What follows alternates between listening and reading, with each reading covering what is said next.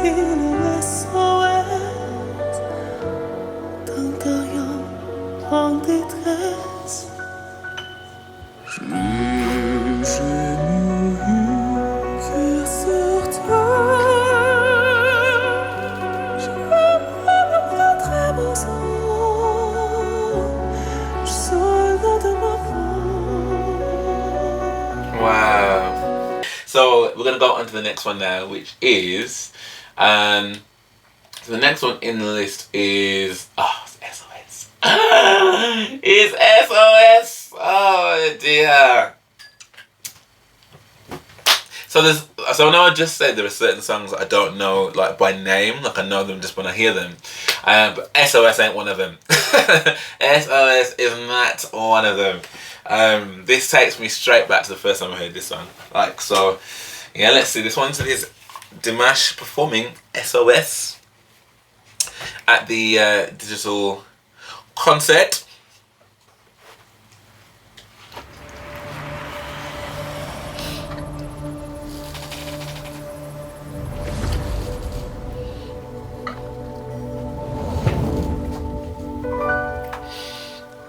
Pourquoi je vis, pourquoi je meurs,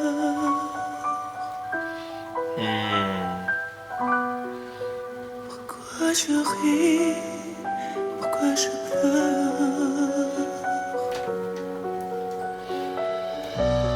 Voici le SOS d'un terrien en détresse. J'ai jamais eu que sur toi. Je me très beau sang.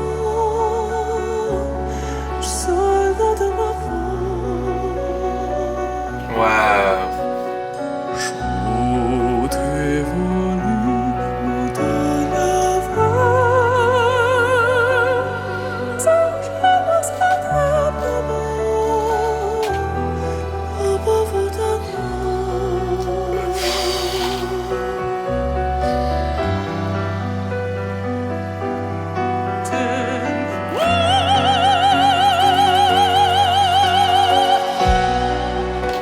Je toujours confondais la vie avec nos bandes dessinées. Ce qu'on nous en fit, tu me t'as ma force.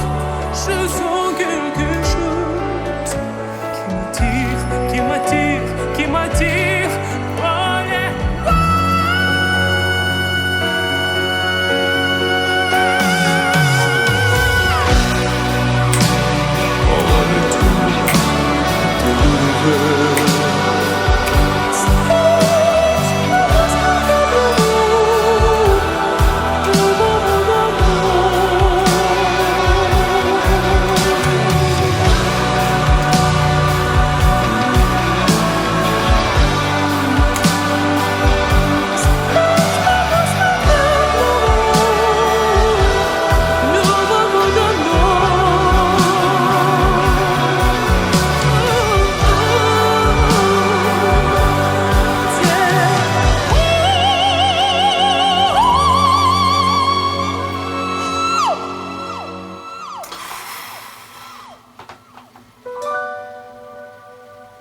Pourquoi je vis,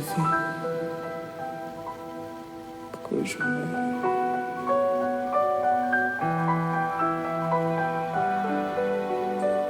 pourquoi je ris, pourquoi je pleure.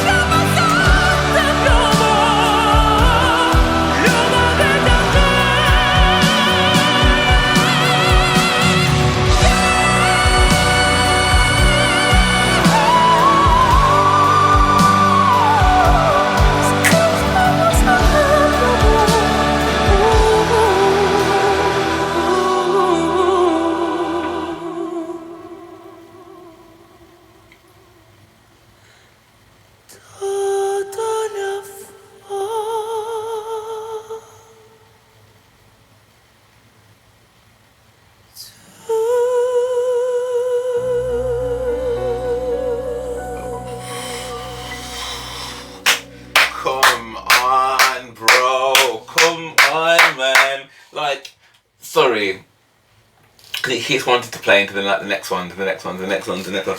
Like I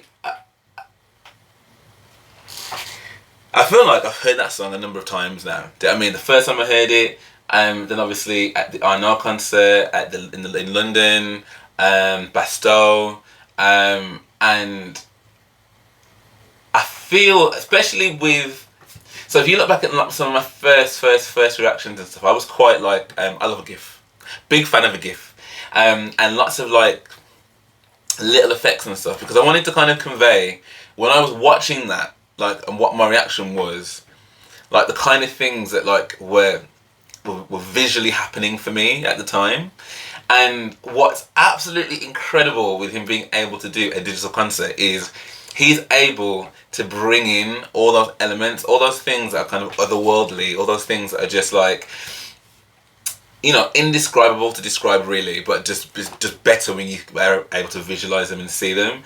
And I feel like with that performance in particular, probably more so than any of the other ones I've seen thus far, even though the rest of them have been great and visually look sick and whatever, but this one, particularly when he got those wings out, those flame embered like energy, like amber wings, like, and then we hit that note and they just explode.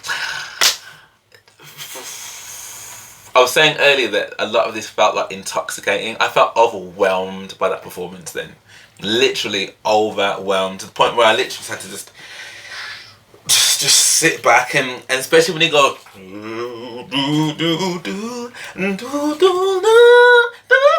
like when it's that range that you can get from that low, from the, and then to bring that up to where you then end up, and then by the time it is near the end of the song, then he's going up and up and up and up and I think this is still, even though I was saying that Olympico is one of the ones that, like, as I said, I'm so familiar when I hear it. I'm like, oh my gosh, like I guess I get so excited. This is one that still just has me go, you are just not human. You're not human. Sorry. And you know, I've seen some comments before about people saying lip syncing and like, just knowing of the versions of this song that I've heard, which I guess it doesn't dispel lip syncing in its entirety, but what it does, well, for me at least anyway, like I'm hearing him doing certain things differently in this song than I've heard him do the same song previously. Do you know what I mean? And if you're just either singing to a track or whatever else, there'd be no difference in any of that. So, you know, I guess there's one or two things there. Either he's in fact singing live, which I think he probably is, or he's doing what some people do, which is what they pre-record their live vocals. But even if that's the case, I guess the point I'm making is that, like, you'll find some people that will what do they call it when you are they're lip syncing, they're lip syncing to their own record, but they're lip syncing to a record that isn't live. It's just their single. Do you know what I mean? So, you know, it's polished and and there's so many artists out there that have done that. But my hat still goes off to someone who pre-records their live vocals, because they're still having to. They're not relying on the track. Do you know what I mean? Like, they're relying on the fact that they've come in at some point that day or whatever, and they've laid down those live vocals, because you can tell the difference between that and what's on the track itself. So for me, like I said, it sounds like he's singing live to me, because I can't imagine that Dimash, of all people, is going to have a concert and not be singing live. But even if he did pre-record some live vocals, I still wouldn't be mad at that. Like, my disgruntlement comes from people who are paid a lot of money for other people to come and see them, and they're just miming to, like, their original track, the one that's on the radio. Like, I could have stayed at home to watch that. Do you know what I mean? Like, but if what I'm hearing is something that I can't hear on the radio or what I can't hear on an album, whatever else, then that's absolutely fine to me if the performance warrants it. I know that Whitney Houston, when she did the national anthem, which I only found out about a few years ago actually, that she didn't actually sing the performance that we see there. She didn't actually sing that live. That was pre-recorded. But she did go on to sing it live afterwards. So I need to watch that.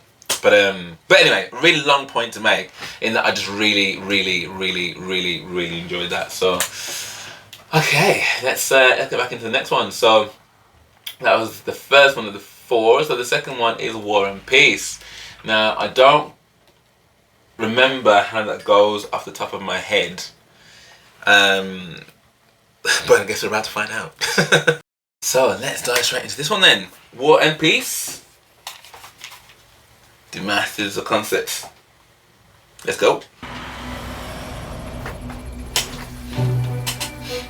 Oh, costume change.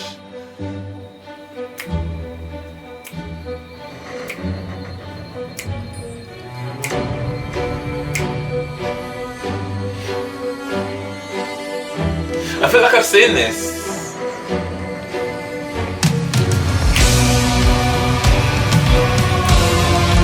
Yes, yes, I have seen this.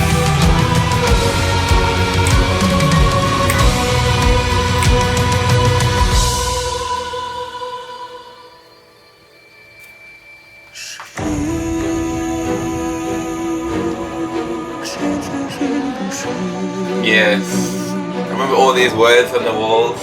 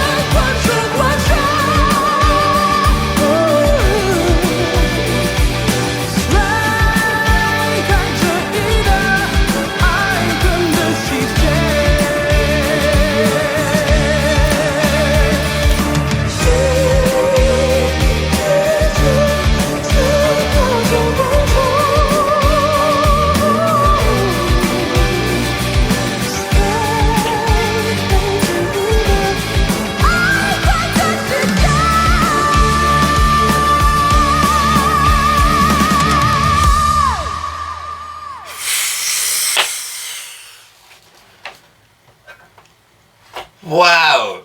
I mean, if I didn't remember it before, I definitely remember it now. Like, the minute it came on, to be fair, I was like, this sounds a bit familiar. This looks a little familiar. But then as soon as I saw like the words coming up against like the box and stuff, I was like, yes, I remember reacting to this.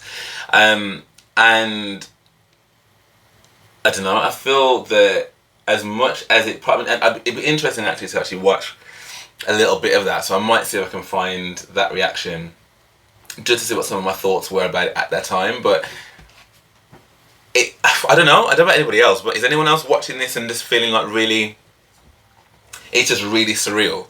And obviously I know that the world isn't perfect, so I know that there's often conflicts are happening or whatever, but I feel that, you know, what's going on in the world right now, like there's a lot of I don't know, there's lots of eyes, I think, around the world right now that are looking at certain aspects of society and going, what the hell? What like as human beings, what is going on? Like, what is actually going on here? And seeing a song like this, that, like, you know, he's making it quite clear that there is this whole relationship between love and hate, but actually who's going to make those moves first? Because the person that makes the moves first when it comes to war, like, or anything like that, there is always going to be like a counter offensive to that, isn't there? But ultimately the people that get caught up in that are the people who likely had nothing to do with it. And it's like all of those tears, all of those hopes that are torn apart, it's like, well, at what point does that stop? Who's going to remember the fact that there is love, there is hate? Who's going to remember that at the end of the day when there's nobody left? You know, and like watching like the screen like splatter with all this red and like, I don't know, as I said, I don't know about anybody else, but like I watched that and I was just like, this almost should be an anthem to people right now, to be like, stop, just stop.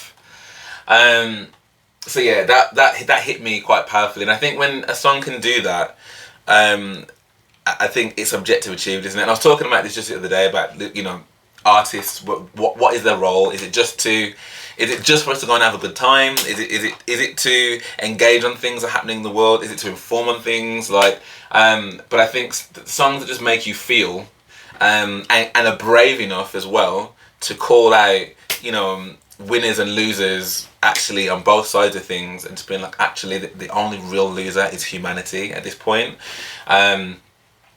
It's powerful. It's really, really powerful. So yeah, I'm really glad. Sorry about that little rant there, but you know, when it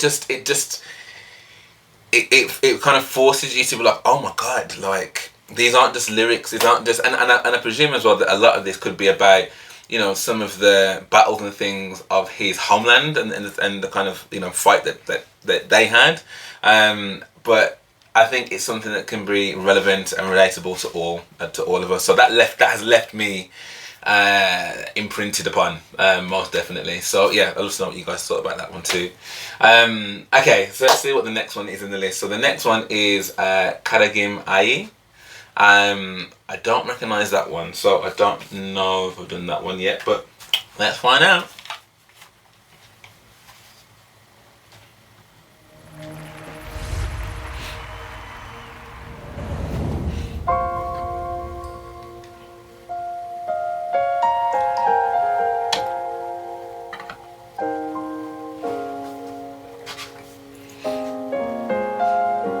Oh, I'm loving this square box that he's in. It's just with the light and the smoke, white piano.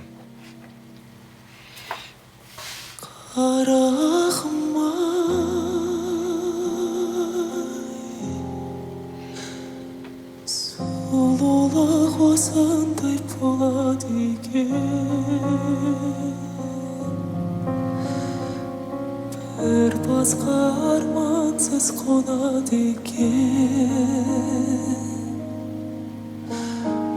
adamlar ömürge konak eken, şanımın bu dünya şolak eken. Qaragym ay,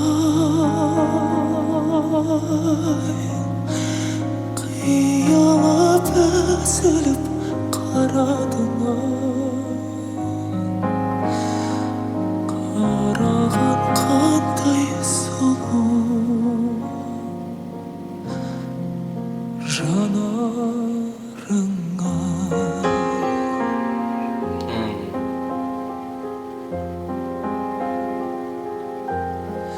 қарағым-ай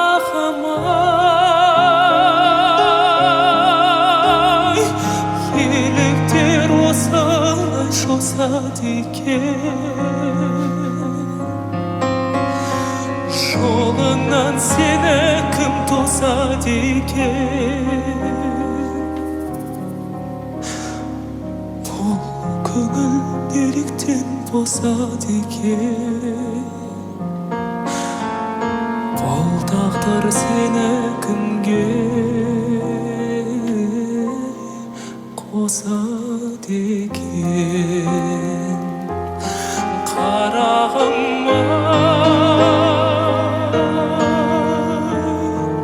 қиылып үзіліп қарадың-ай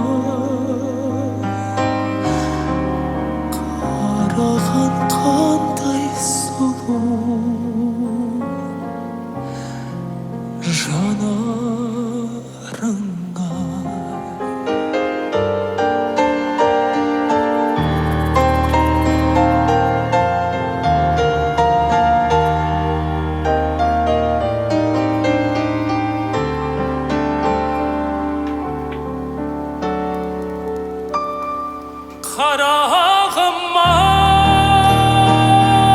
қарағым-ай бұл өмір осылай өтеді екен сүймесең дүние бекер екен парақтап жинасаң бар ғұмырым бір сүйген күніңе ай жете ме екен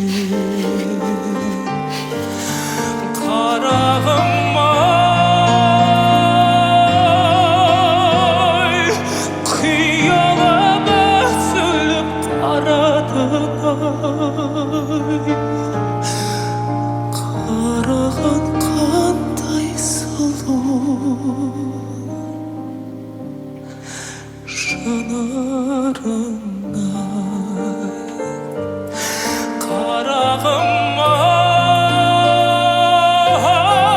қарағым-ай қиялап үзіліп қарадың-ай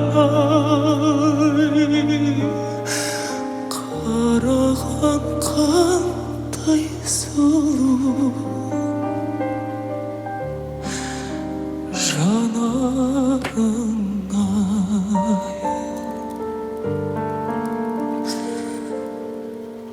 қараған қандай сұлу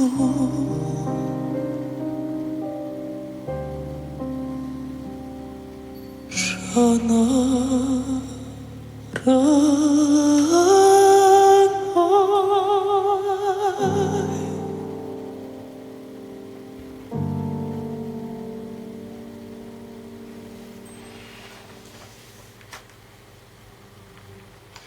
Dude, the only thing that like I guess I'm kind of missing from doing it like in segments like this is that I'm not getting the opportunity to see him interacting with the crowd. So usually in the ones that I've seen him before, we get opportunity in which to kind of see him interact with the crowd, and I guess I'm not necessarily seeing that, but I guess would I have expected to see that when it's segmented like this? Probably not, because I guess it's more the performances really. But that bit is quite nice because it's kind of showing his, you know, his goofy side, and you know, he's very, very quick to get the participation. As I'm saying this, I'm just realizing this was through COVID. This was a digital concert, so actually there was no crowds there.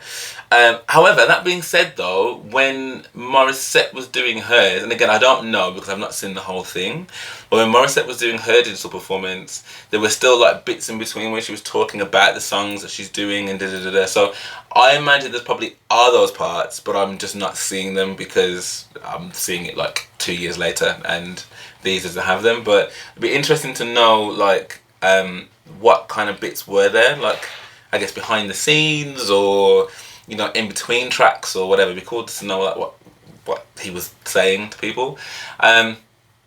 I'll be honest, when that song first started, I thought, oh, this is probably, because I didn't recognise it.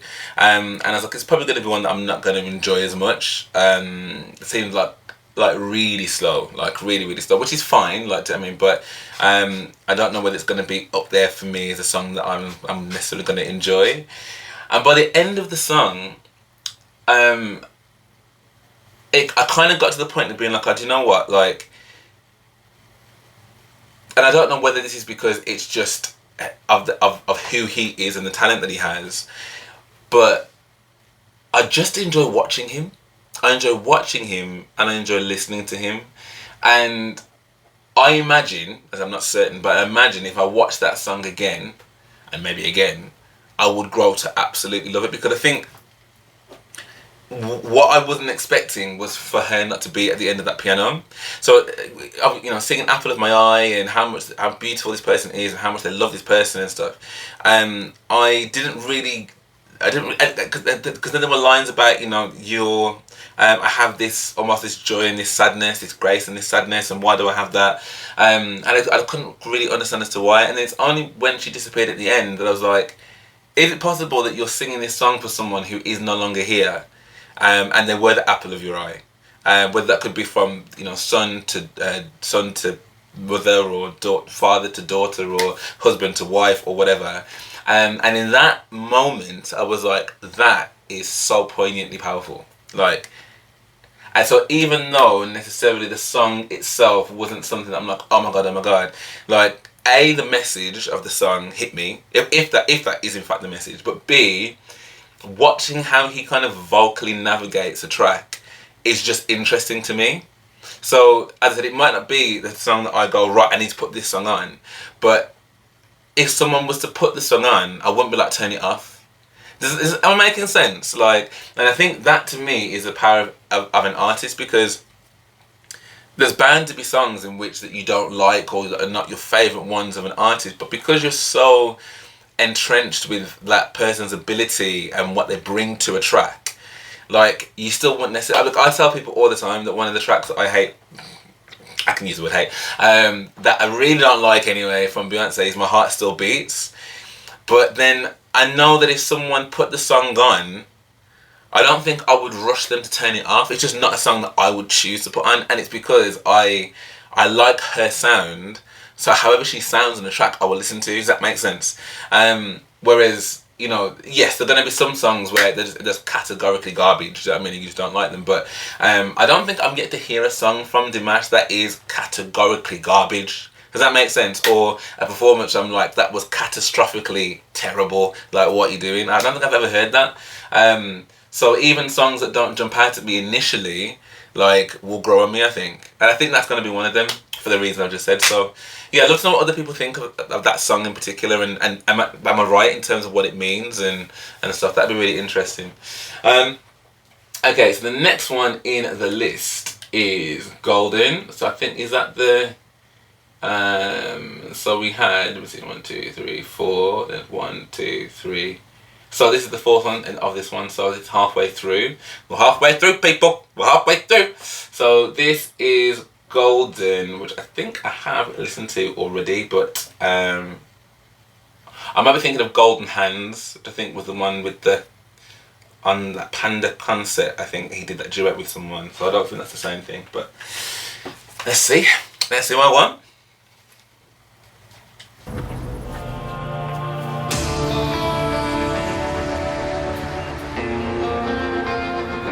Oh. You're so kind of free, like a sparrow if you disappear. Think that you cannot but with every word you speak, we can see our vision crystal clear. So when the silence starts to fade and the ashes keep on falling, then behind this masquerade we golden. They can say what they can say, but it's still the troubling over. We are golden. We are golden.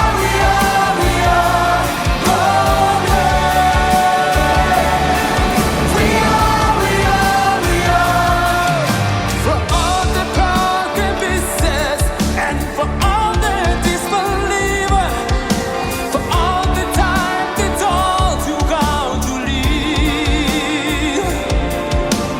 Did the target judge us by the way we might on skin?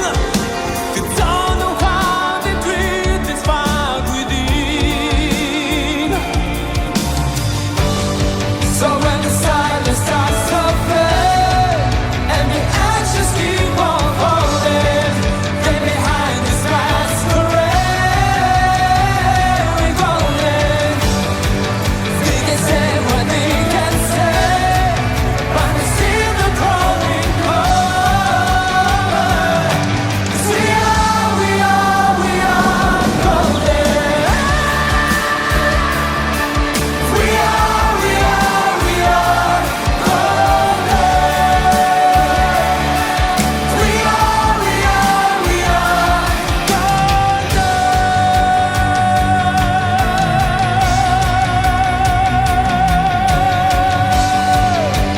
Wow.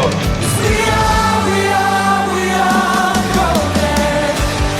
So when the silence starts to fade and the ashes keep on falling, then behind this masquerade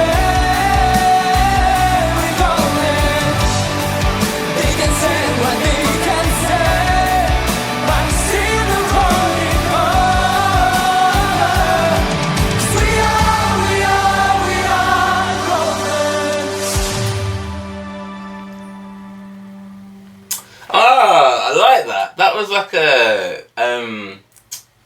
almost quite like Coldplay type of song, like just in terms of the vibe. Like the vibe was very like, sorry, I'm getting a cold, guys.